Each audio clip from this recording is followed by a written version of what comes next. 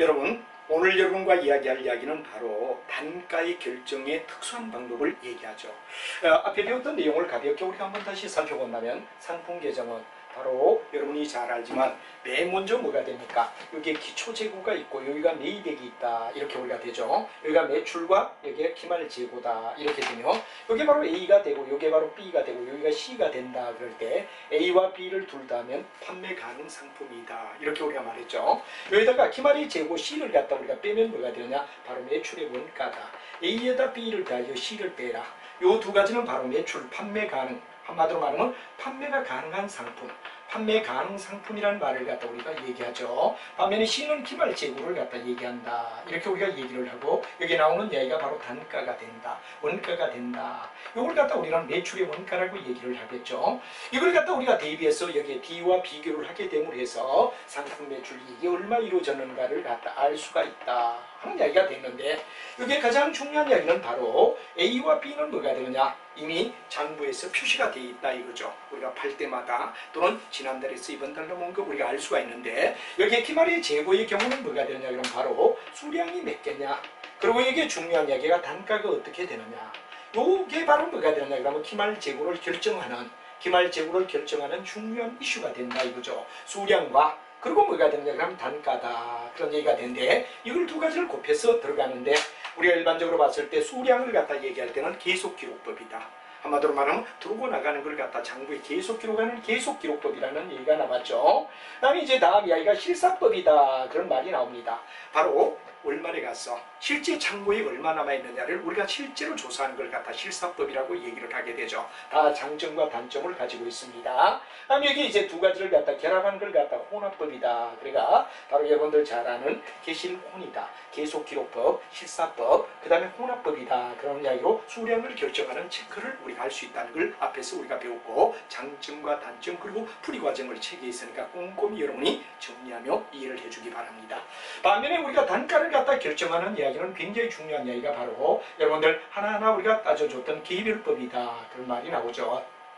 그 다음에 파이포란 말이 나왔죠. 먼저 들어온 물건을 먼저 판다. 그 다음에 라이포는 나중 들어온 물건을 갖다 먼저 파는데 이거는 어떠냐? 여러분 KIF 발레스에서 절대 바로 조작의 가능성, 이게 조작 가능성이 있기 때문에 바로 비현실적이다, 잘못되었다. 그래서 우리가 빼라는 얘기가 되게 해서 지금 삭제됐죠. 다음에 이제 여러분 잘 아는 평균법인데 이동평균법과 총평균법이라는 두 가지, 이 두 가지가 이동과 총이라는 이야기가 있다. 그래서 여기에 선입선출법, 여기에 후입선출법, 그 다음에 뭐가 되느냐? 이동평균법, 총평균법. 그래서 뭐 선이총, 뭐 우리가 자주 많이 쓰는 게 뭐 선이후총, 선이정후 뭐 이런 말을 갖다 많이 쓰는 내용이 바로 이런 약자들의 앞말을 따서 한다라는 얘기를 우리가 했습니다. 그래서 우리가 지금까지 배웠던 개별법의 경우는 따로따로 우리가 어떻게 되느냐 그러면 일종의 뭐가 됩니까?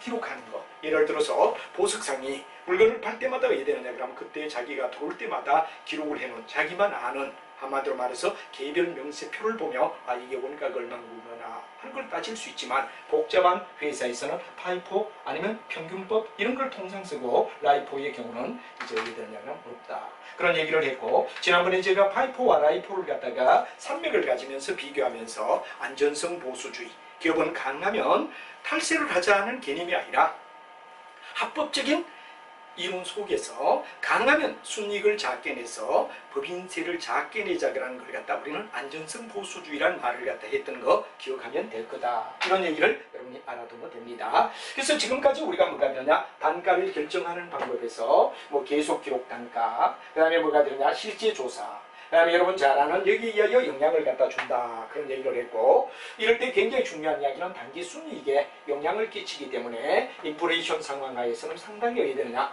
문제가 있다. 그런 얘기를 우리가 했습니다. 그죠? 자, 그래서 이제 산맥을 그리면서 우리가 했던 거 기억날 겁니다. 이렇게 시간이 있다면 타임을 갖다 우리가 놓았을 때 바로 여러분들 시간이 지나면 단가는 올라간다는 얘기가 되죠. 만약에 파이포를 쓴다. 그럴 때 파이포는 앞부분이 팔렸다는 얘기가 되지. 뒷부분이 재고가 된다는 얘기가 되죠. 이쪽이 셀링 된다는 얘기가 되고 여기가 재고가 된다. 만약에 조건이 똑같다면 우리가 파이포의 경우는 뭐가 되죠? 그렇죠. 파이포의 경우는 굉장히 어디되느냐 재고가 많이 남았다는 얘기가 되는 거지. 재고가 많이 높게 평가되면 궁극은 다른 게 다 좋다면 순이익을 많이 내야 된다. 순이익을 많이 내니까 궁극은 기업은 뭐를 많이 내야 되느냐 법인세를 많이 내야 된다는 이야기가 될 거 아니냐 하는 얘기가 되겠죠. 근데 예를 들어 라이포를 쓴다 그럴 때는 라이포는 지금 현재 쓰지 못하지만 만약에 있다라고 가정한다면 반대가 되겠죠. 요 라이포로 우리가 만약에 그림을 갖다 그려본다면 역시 산맥을 갖다 그리며 시간이 지나면 단가는 올라간다 하는 이야기를 우리가 이렇게 생각하고 뒤쪽에 왜 되느냐 셀링 된다는 얘기가 되지. 뒤쪽이 셀링되고 앞쪽이 뭐가 되느냐 재고가 된다 이런 얘기가 되겠죠. 오늘 라이포의 경우는 재고가 왜 되느냐 아무래도 낮게 왜 단가가 낮은 쪽을 갖다가 평가되니까 낮을 거고 그러면 자연지 우리가 봤을 때 순이익은 어떻게 되느냐 재고가 많이 났다 그러는 얘기가 많이 남았을 때와 적게 남았을 때는 적게 남을 때가 훨씬 더 이익이 적어지는 결과가 되겠죠. 100만원 팔고 재고가 50만원 남았다. 100만원 팔고 재고가 40만원 남았다 그럴 때는 50이 더 어디 됩니까? 높게 평가가 되죠. 이건 바로 낮게 되고 그럼 자연지 법인세를 갖다 우리는 작게 내게 된다 하는 이야기를 갖다 우리가 얘기를 했고 요 두 가지를 가지고 파이포와 라이포를 가지고 법인세에 대한 이야기를 갖다 우리가 논할 수가 있죠. 그럼 가난한 기업은 합법적인 방법에서 세금을 적게 내자 그런 이야기를 갖다 안전성 보수주의라고 우리가 불러준다. 그래서 안전성 그 다음에 보수주의 이 안전성 보수주의를 갖다 취한다면 어떤 경우 바로 인플레이가 일어날 때 아까 말했지만 물가가 올라가는 상황에서 산맥처럼 이렇게 올라갈 때 인플레이션 시에는 뭐를 쓰는 것이 그렇죠. 라이포를 쓰는 게 파이포 쓰는 것보다는 어떠냐 세금을 적게 낸다는 얘기가 되죠. 그래서 라이포를 갖다 쓰는 것이 법인세를 적게 내니까 세금을 적게 내기 때문에 뭐가 되느냐 뭐보다는 파이포보다는 세금을 적게 낼 수밖에 없지 않느냐. 그럼 이건 세금을 많이 낸다 이거죠. 이럴 때 우리가 이 라이포를 갖다 쓰는 걸 갖다 우리가 뭐라 하느냐 안전성 보수주의라는 말을 쓰죠. 가능하면 기업이 안전하게 그리고 세금을 합법적으로 탈세하지 않는 얘기가 아니라 합법적인 범주에서 적게 내자는 얘기가 된 게 뭐가 되느냐 안전성 보수주의다 하는 이야기도 참고로 알아두고 현재 라이포는 절대 못 쓰게 이런 이익의 조작이 있기 때문에 못 쓰게 한다는 것도 참고로 여러분이 알아두시면 될 것 같습니다.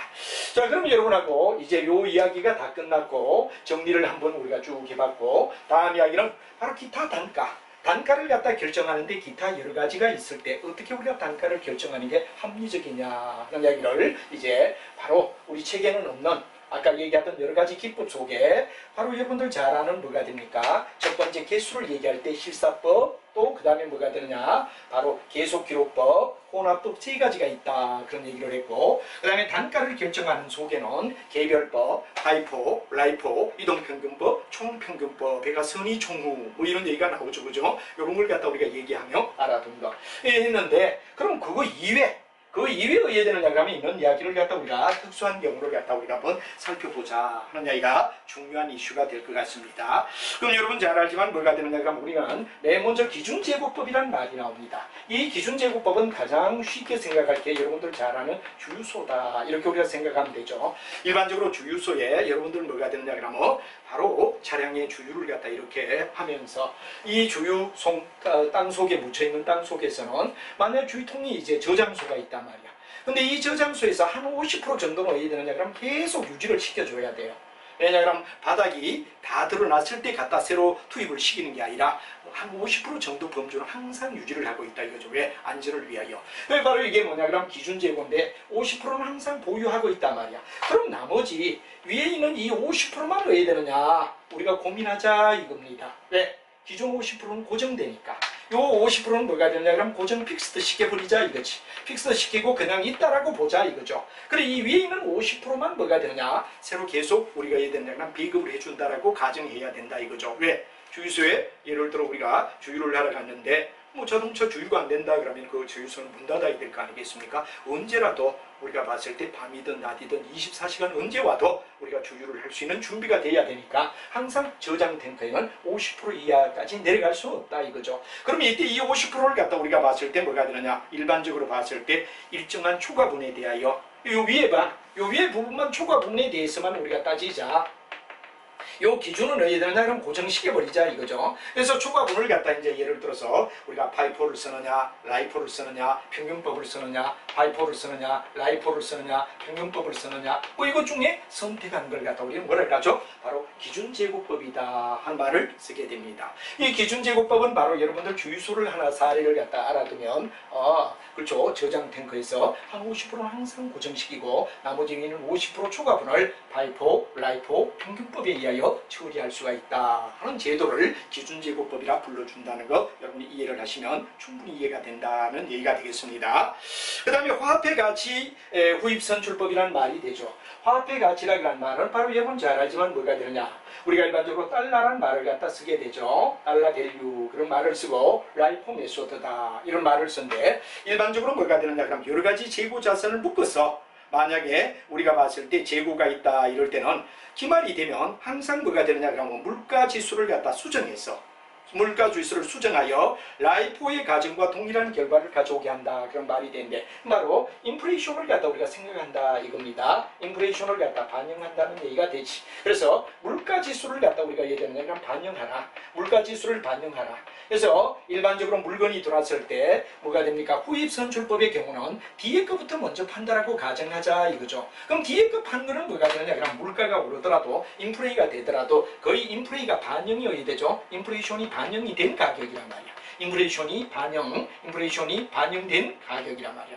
근데 이 앞부분이 남았다 그럴 때 이 앞부분은 뭐가 되죠? 그렇죠. 사올 때는 사게 사왔지만 현재 물가가 올라가가지고 이해되죠? 여기에 사게 사온 게 인플레이가 일어났다 이거죠. 인플레이란 말은 바로 이런 상태를 나타내고 플라이는 날다는 뜻이고 ATI는 명사의 의미가 돼가 물가가 올라가고 있는 상태라는 것은 기본적으로 여러분이 알고 있는 이야기가 되겠죠. 그러면 이 인플레이션 시에 앞에 있는 이 물건 라이포의 경우는 이게 재고로 남는단 말이야.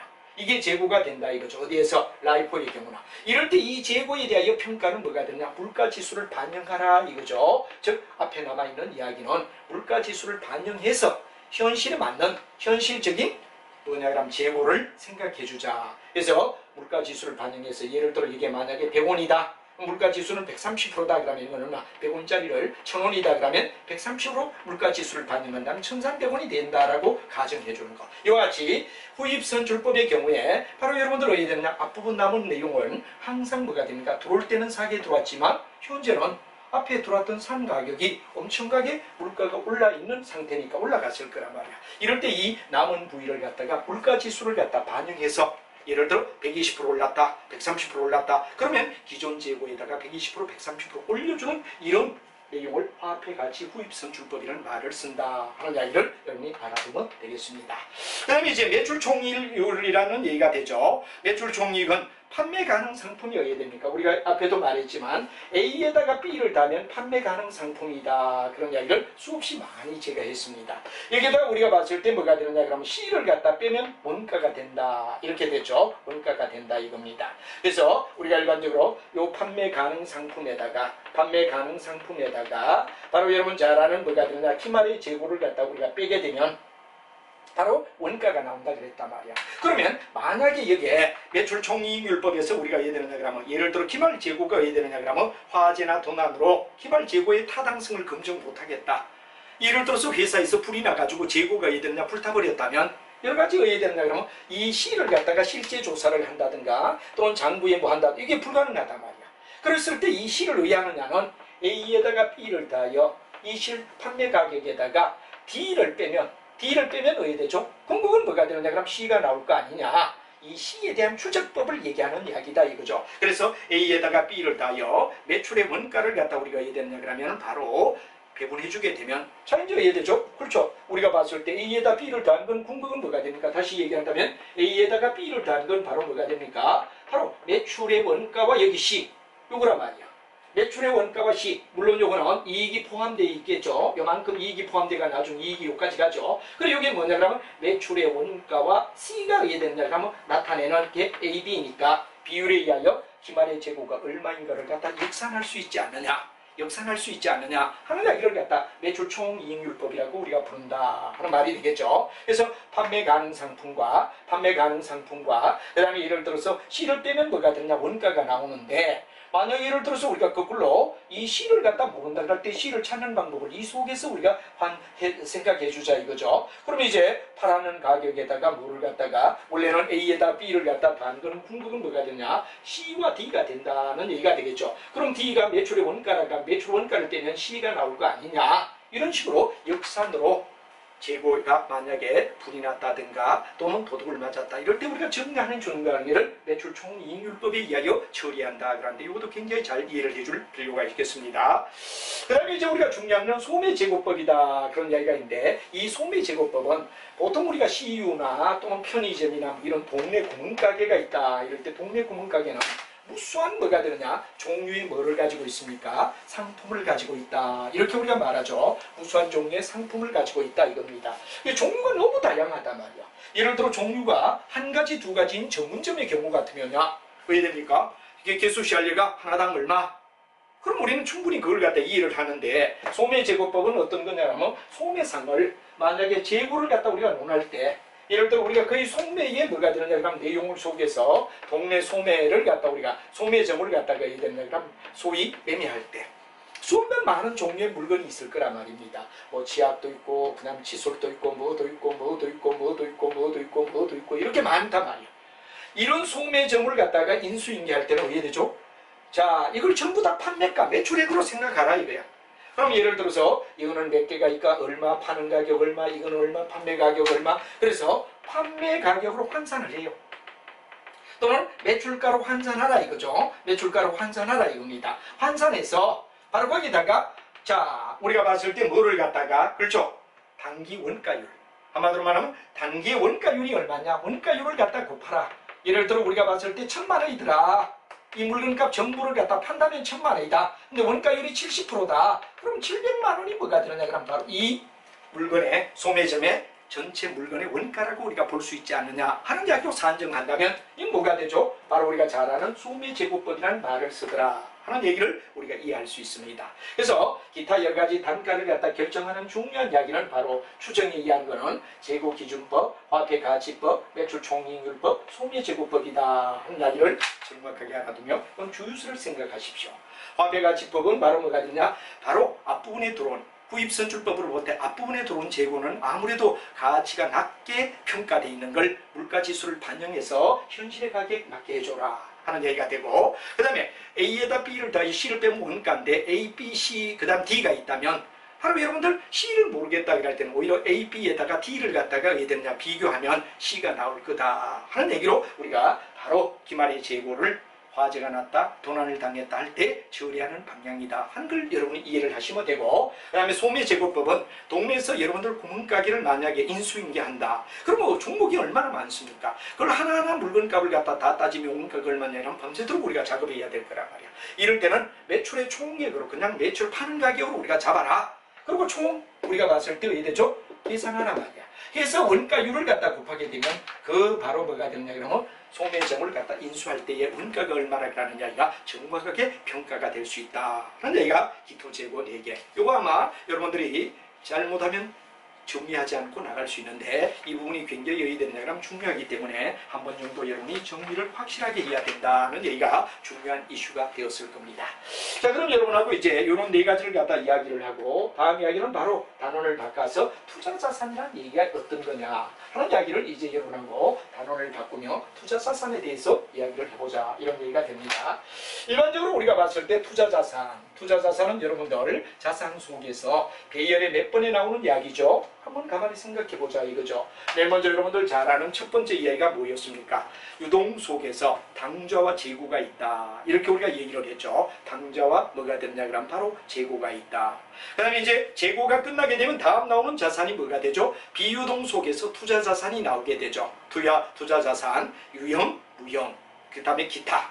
그래서 6가지로 쭉 배열한다는 거 머릿속에 기억나고 있죠. 그럼 여러분 잘 알지만 이 투자자산은 굉장히 중요한 이야기가 뭐가 되느냐. 그런데 투자자산의 굉장히 의미는 크게 나눠서 바로 지배권입니다. 어떤 회사를 갖다 지배하겠노라라는 지배권이 굉장히 중요한 이야기가 되죠. 첫째는 어떤 회사를 갖다가 지배한다. 그래서 여러분이 중요한 지배 통제가 되는데 엄마 회사, 아들 회사, 손자 회사 이렇게 쭉 뻗어나갈 때 가끔 여러분 꼰지런이라는 얘기가 나오죠. 기업이 바로 뭐가 됩니까? 이제 여러 가지 하나 기업이 있기는 힘드니까 여러 가지 면에서 결합하는데 바로 여러분 잘 아는 카르텔, 트러스트, 꼰지런이라는 말을 갖다가 우리 경영에서 배우게 됩니다. 기업에 바로 연합해서 배우죠. 자, 그러면 여기서 우리가 중요한 기업에 집중해서 배우는데 요 회사가 엄마 회사란 말이야. 요 회사가 아들 회사란 말이야. 그러면 엄마 회사가 아들 회사에 투자를 한다. 뭐 물론 엄마들이 뭐 기업이 무슨 엄마들이 있겠습니까만도 예를 들어 지배권을 가지려고. 그럼 예를 들어서 엄마가 이 아들 회사의 지분을 갖다 30% 가지고 있다. 그럴 때는 아들 회사의 순이익을 갖다가 얼마나 올 때? 그렇죠. 30%만큼은 항상 지배한다 이거죠. 그래서 첫째는 지배권. 여러 가지 경영의 의사결정에 지배권을 가지기 위하여 돈을 투하를 한다.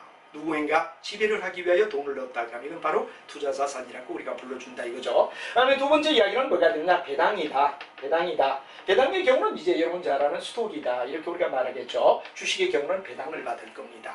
반면에 여러분 잘 아는 채권, 사채. 일종의 뭐가 되죠? 채권이라는 말을 갖다 우리가 쓰죠. 채권. 채권이 뭐가 되느냐? 그러면 일반적으로 채권의 경우는 뭐가 되느냐? 이자를 받는다. 이렇게 우리가 되겠죠. 이자를 받는다. 이자를 받는 게 본드라고 우리가 얘기하고 채권은 본드란 말이야. 그래서 우리가 궁극은 배당이나 이자를 목적으로 한다. 이게 바로 뭐가 되느냐? 그럼 투자자산의 궁극적 목적이 되는 겁니다. 하나는 지배를 하겠다. 그래서 엄마 회사, 아들 회사를 갖다 지배하기 위하여 돈을 갖다 였는데 이 엄마 회사를 갖다 홀딩 컴퍼니 그러죠. 바로 지배를 한다.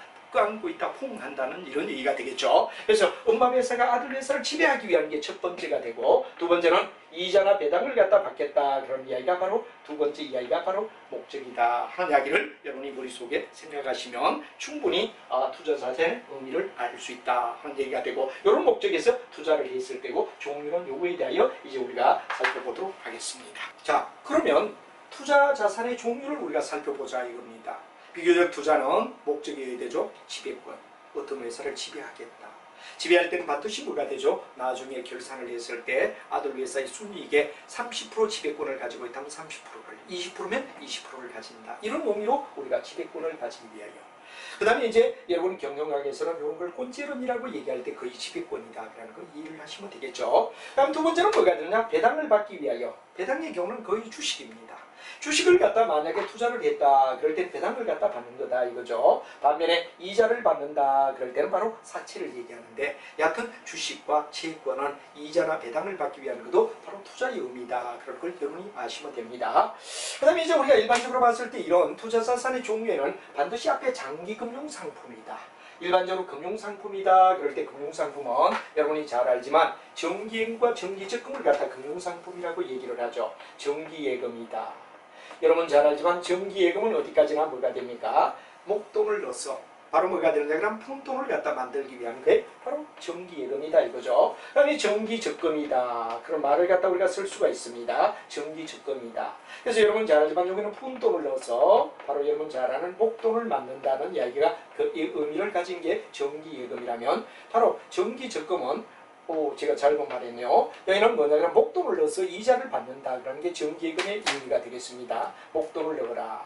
목돈을 넣어서 이자를 갖다 받겠노라. 할 때 이게 뭐가 되느냐 그럼 바로 정기예금이다 이거죠. 근데 이게 푼돈을 넣어서 목돈을 만들겠다 하는 이야기가 될 때 뭐가 되느냐 그럼 바로 여러분 잘 알고 있는 뭐가 됩니까? 정기적금이란 말이야. 근데 이 정기예금과 정기적금은 만기가 언제냐가 굉장히 중요한 얘기가 되죠. 금융상품인데 바로 만기가 얼마냐? 인데 만기가 예를 들어서 우리가 봤을 때 거의 어디에 되느냐면 3개월 내다. 그럴 때 3개월 내가 될 때는 뭐가 되느냐? 바로 현금성 자산, 현금으로 우리가 본다 그런 얘기를 우리가 했습니다. 그죠? 현금 계정으로 우리가 달려야 된다. 왜? 만기가 3개월밖에 안 남았으니까.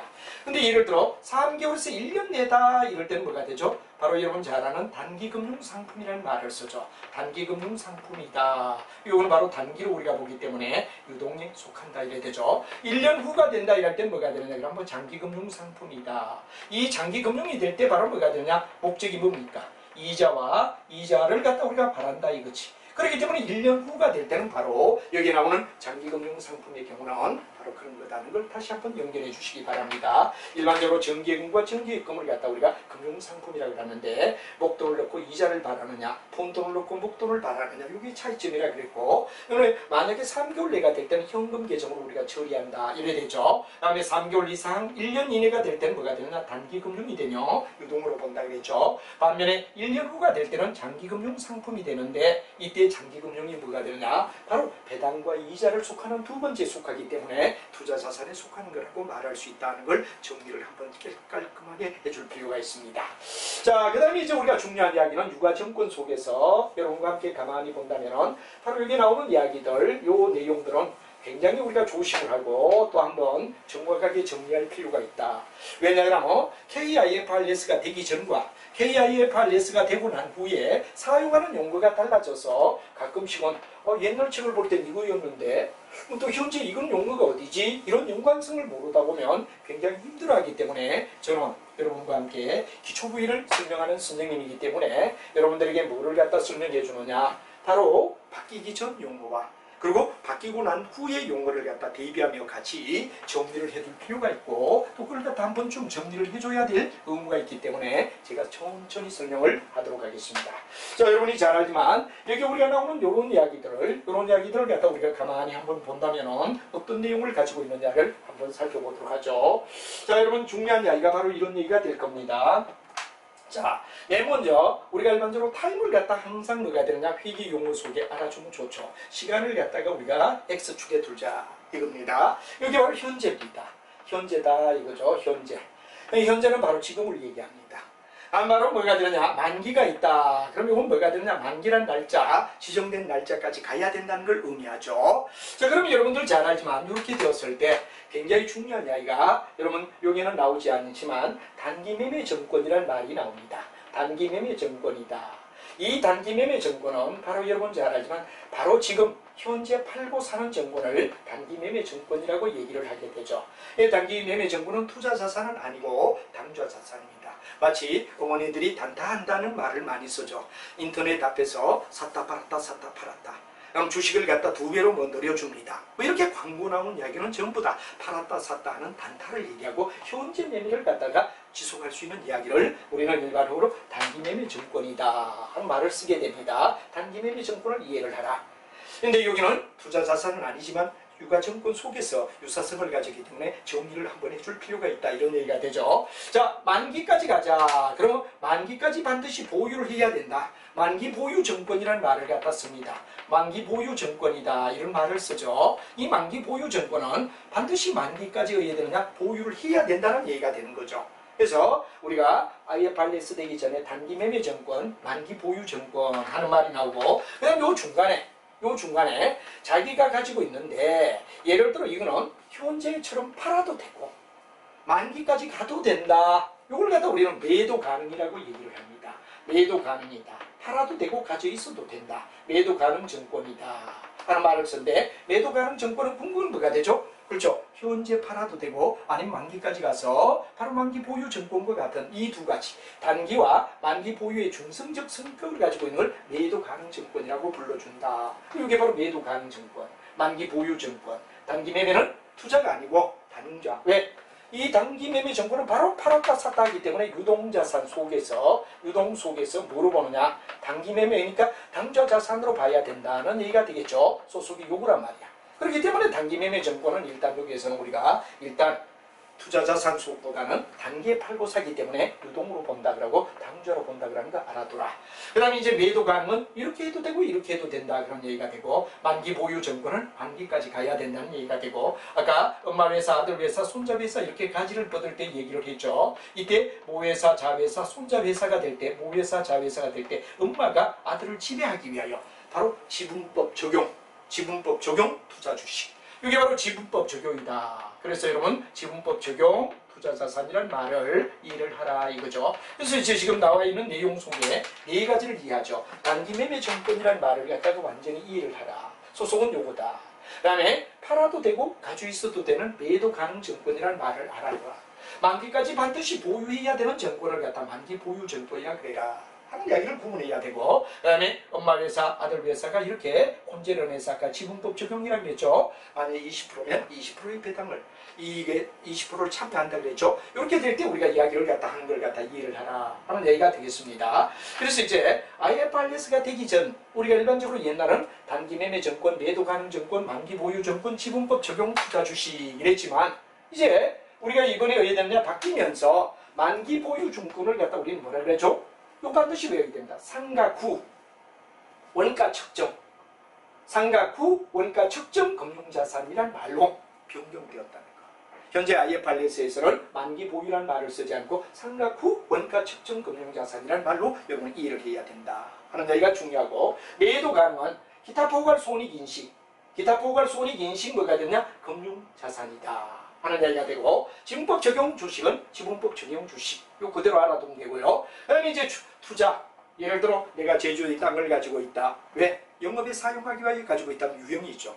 내가 예를 들어 공장을 짓는다든가 사무실을 지어서 나중에 영업 장사를 하기 위하여 건물을 짓기 위하여 소유하고 있는 땅이다. 이럴 때는 우리는 유형자산입니다. 그러나 내가 땅을 그런 목적이 아닌 바로 한마디로 말해서 투자를 위하여 한마디로 말하면 투기를 한다는 얘기를 쓰죠. 평당 10만원 줬는데 나중에 100만원 됐다.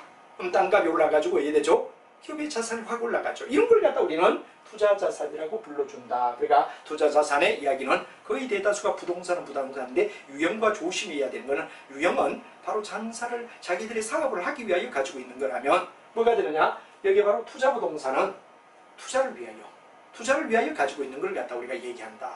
그 다음에 또 재미있는 이야기는 부동산의 경우 세 가지죠. 투자를 위하여 가지고 있느냐, 자기가 사용하기 위하여 가지고 있느냐, 이런 얘기가 되고, 또 부동산의 경우는 바로 장사하려고 가지고 있다 이럴 때는 이건 바로 토지도 뭐가 되죠? 그렇죠.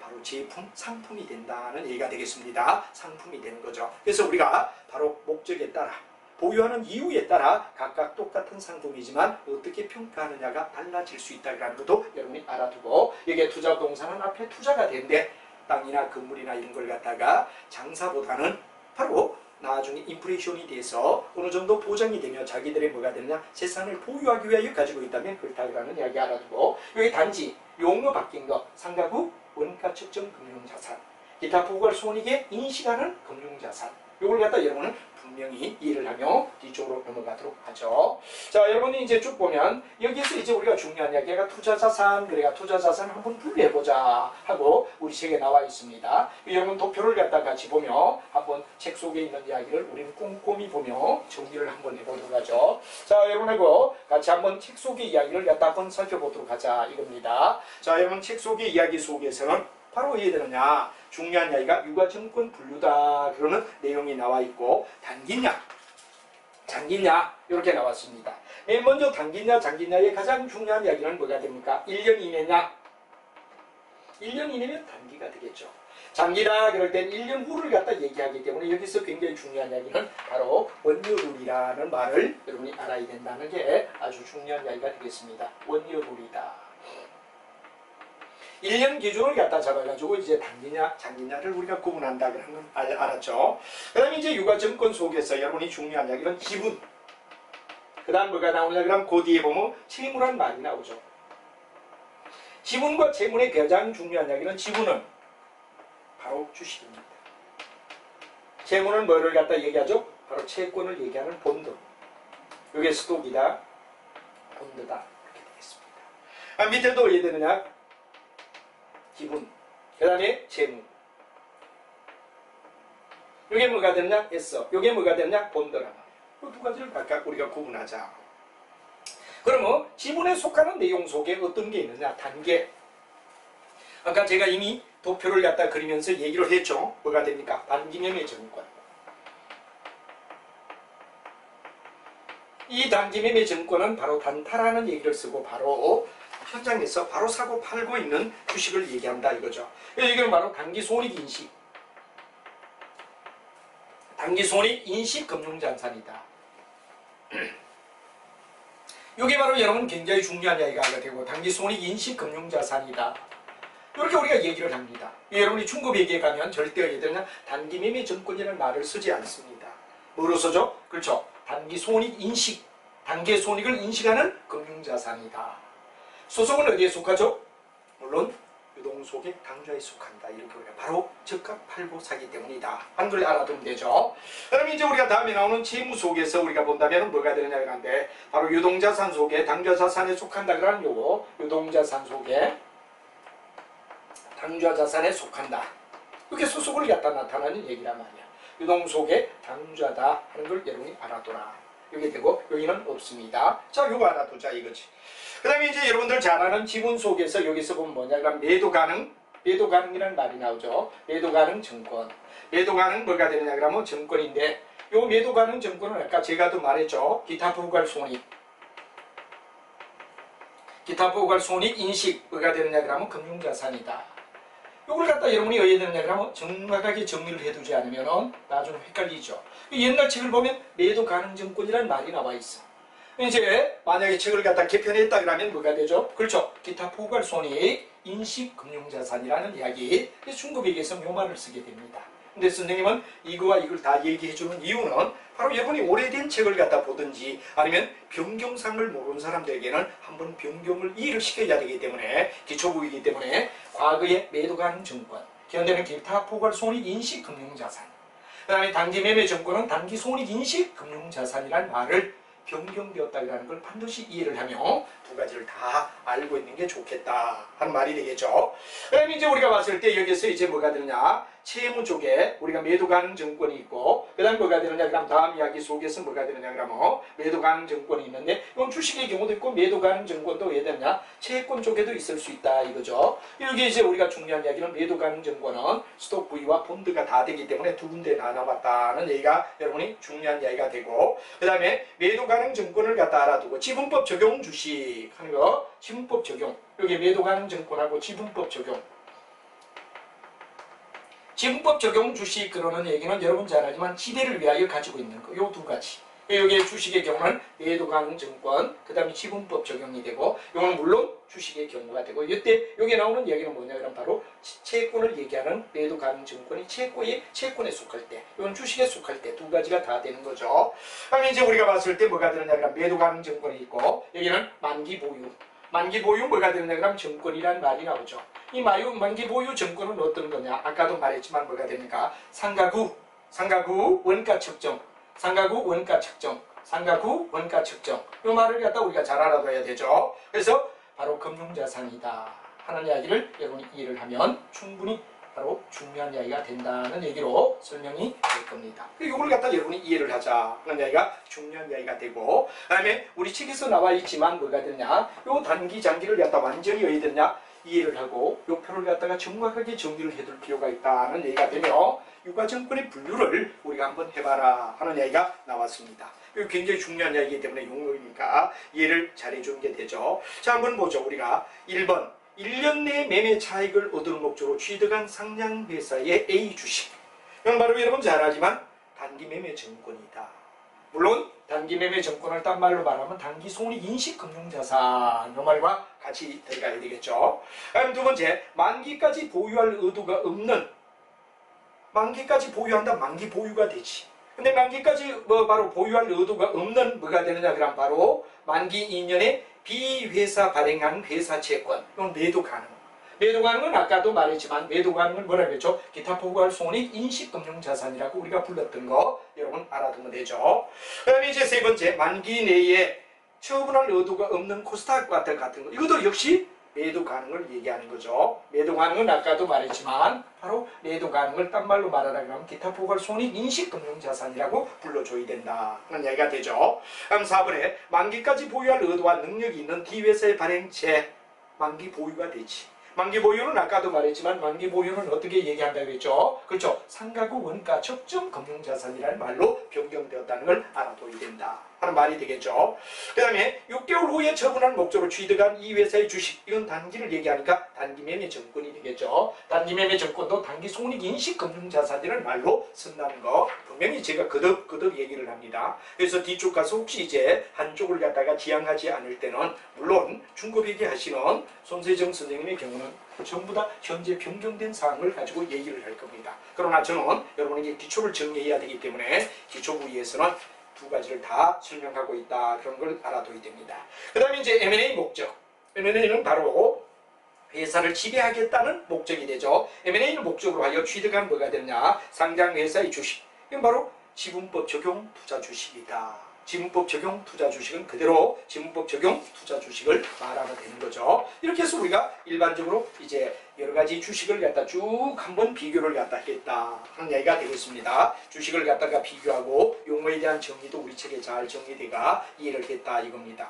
그러면 이제 우리가 뒤쪽에 쭉 가면서 우리가 나타낼 이야기가 뭐가 되느냐 그러면 바로 이런 주식을 갖다가 샀을 때 이제 우리가 대표적인 뭐가 됩니까? 아까 말하던 지분법 적용 투자자식, 단기 매매 증권, 만기 보유 증권, 그 다음에 뭐가 됩니까? 매도 가능 증권, 이런 것들을 대표적으로 다 하나하나 설명하기가 어려우니까 대표적인 매도 가능 증권을 어디에 됐냐? 물론 기타 포괄 손익 금융자산이라는 말이 되죠. 이걸 대표로 내세워가지고 다른 네 가지도 다 여기에 준해서 처리해가자 하는, 한마디로 말하면 투자자산들을 갖다 어떻게 처리하느냐를 하나하나 나타내는데, 첫 번째는 이런 투자자산을 샀을 때 여기 나와 있네요. 여기 나와 있는 건 이미 선생님이 어디에 되느냐 그러면 다 풀이를 했습니다. 그죠? 다 풀이를 했는데 가볍게 우리가 한번 다시 본다면 뭐가 됩니까? 자, 1년 내에 이건 바로 여러분 잘 아는 아까 1번과 그리고 뭐가 되느냐 그러면 바로 여러분들 잘 아는 5번. 1번과 5번은 단기 매매 증권이다. 그런 얘기가 됐습니다. 1번과 5번 단기 매매 증권이다. 왜? 1년 6개월이었으니까. 그 다음에 2번과 3번은 뭐가 되느냐 그러면 매도 가능 증권이다. 그런 얘기가 되죠. 그 다음에 이제 만기 보유. 4번은 만기 보유가 되죠. 그 다음에 6번은 뭐가 되느냐 그러면 지분법 적용 주식 하는 말을 우리가 쓰고, 단 1번과 5번은 단기 매매 증권을 갖다 얘기하는데 단기 매매 증권은 단기 손익 인식 금융자산이라고 바뀌었다 알아두고, 2번과 3번은 매도 가능 증권인데 기타 포괄 손익 인식 금융자산이라는 말로 바뀌었다 하는 걸 알아야 되고, 만기 보유 증권 4번인데 상각 후 뭐가 되느냐 적정 금융자산이라는 말로 바뀌었다 알아두고, 다음 지분법 적용 투자 주식 여러분 변경 없이 그대로 사용하는데, 이런 주식들을 다 하나하나 개별화하지 말고 묶어서 우리가 어떻게 샀을 때 어떻게 되죠? 또 보유했을 때 어떤 문제가 일어나죠? 평가를 했을 때 어떻게 되죠? 처분할 때 어떻게 되죠? 하는 단계. 이런 모든 유가증권을 갖다가 하나하나 따로따로 우리가 따질 수가 없으니까 묶어라. 투자자산이라는 말로 묶어주자.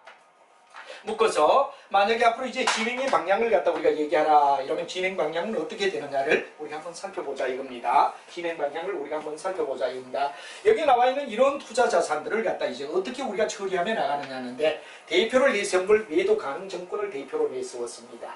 그러니까 여러 가지, 예를 들어 아까도 말하지만 단기 손익 금융자산이라든가 기타 포괄 손익 인식 금융자산이라든가 상각 후 원가 측정 금융자산이라든가 이런 자산들을 다 일일이 하나하나 따지기가 어려우니까 묶어서 처리하자 이런 얘기가 되죠. 묶어서 처리하자 이런 얘기입니다. 그럼 묶어서 처리한다는 말은 왜 되느냐? 샀을 때 왜 되죠? 매입이라는 단계를 갖다 하죠. 매입했을 때 어떤 문제가 있죠? 그걸 이제 우리가 다 각각 따져준단 말이야. 그럼 매입하다 보면 뭐가 되느냐? 그럼 시간이 지나면 보유가 되겠죠. 보유란 말은 바로 왜 됩니까? 보유함으로써 이자를 받든지 해당을 받을 때 왜 되느냐 하는 문제가 있을 거란 말이야. 그럼 이제 보유가 되다 보면 뭐가 되느냐? 시세가 되면 평가가 달라지겠죠. 예를 들어 시간이 지나서 보유를 하게 되면 이자나 배당도 받게 되지만 가격의 변동이 일어난단 말이에요. 시간이 지나면. 가격의 변동이 있을 때 어떻게 되지? 평가를 한다는 말을 쓰겠죠. 어떻게 되죠? 하는 문제를 고민해야 돼.